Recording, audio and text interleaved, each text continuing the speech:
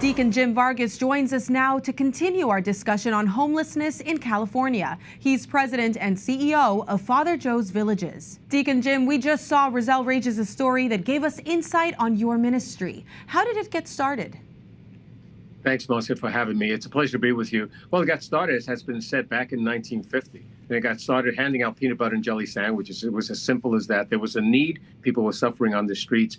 And the church, you know, we have that preferential option for the poor, as Christ did, and it's just reaching out to the poor. And then it expanded into a few nights of shelter.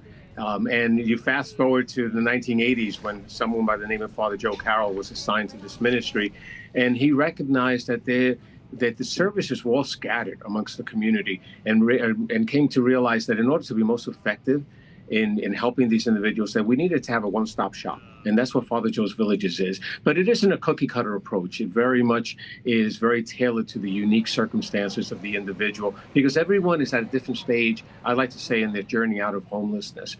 And so just having the tailored approach is what we find is so very effective. And so it's now been built into, we have quite an organization, 450 to 500 employees. Wow. Who work in our health center.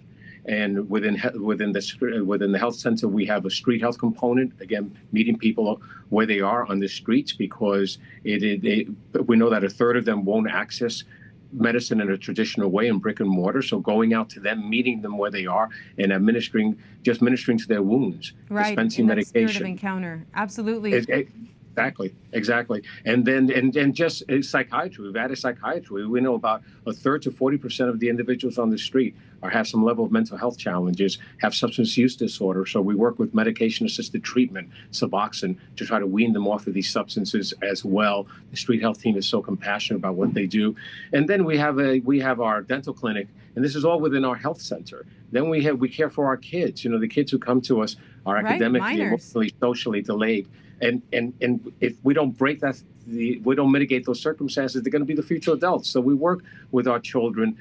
We have over almost 1,000 shelter beds, I should say, and we help about 3,000 people on a nightly basis, shelter and including affordable housing as well, that we make available to them. Our employment center is so very critical. With marketable skills comes employment and then self-sufficiency through income. Well, that's really fantastic. But Deacon Jim, Father Joe's Villages also has a new initiative called Turning the Key. You plan on building 2 new affordable housing communities by 2026. What can you tell us about this initiative? Well, we started the Turning the Key initiative back in 2017 because we saw that while we have shelter beds, and not enough of those, and we need more shelter beds, what we don't have is enough affordable housing. And so we knew that that's what breaks the cycle of homelessness. So we embarked on the endeavor, and that turned out to be Turning the Key. We said we would deploy 2,000 units into the market, and they would be either through new construction or the acquisition and refurbishment of motels. And so we have a Benson Place, what we call Benson Place, which is a refurbished motel in the South Bay area, 83 spanking new units. And we have the permanent supportive housing for those with some level of disability.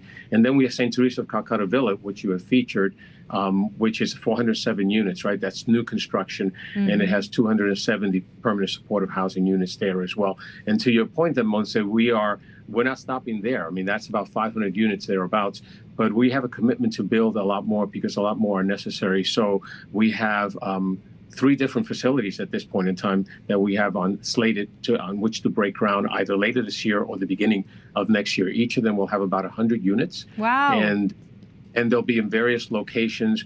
And again, we keep chipping at it. And that's what you do. You keep chipping at it. You know, initially I was told at the beginning, why are you guys doing this? You're barking up the wrong tree. It takes too long to build housing. It's too costly. Shelters is what we need. And I agree, shelters, we need more shelters, but really, unless we have housing so that there's a progression into a place that they can call their own, we're not going to really be adequately solving homelessness, basically. Right. Well, Deacon Jim, really quickly, we don't have a lot of time, but what is the difference then between everything that you all are doing and the way that the state approaches breaking the cycle of homelessness? Well, I think what we do, first and foremost, is the compassionate approach that we take.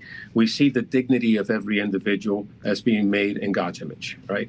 Homelessness does not define an individual, right? It's a stage in their life, and it's unfortunate. They may have fallen into homelessness because of economic reasons, because of other factors, substance use disorder, mental health challenges. But homelessness does not define them. So what we do is we reinstill that hope in them, tap into their potential, provide the resources and love that they need in order to really be able to lift themselves up and then be able to move forward. And that's what's important. So it's all these programs that we offer, they're the resources, but these individuals are the ones who step up and take advantage of these programs to be able to lift themselves up and out of their states of homelessness. And I think that's what we bring as an institution, as an organization that dates back to 1950. It's that compassionate, passionate approach to things, and also being able to efficiently utilize the dollars.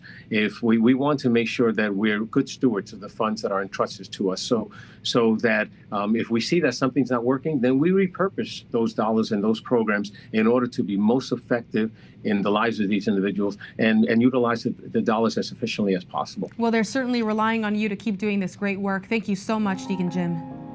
You're very welcome, Montse. God bless you. God bless you.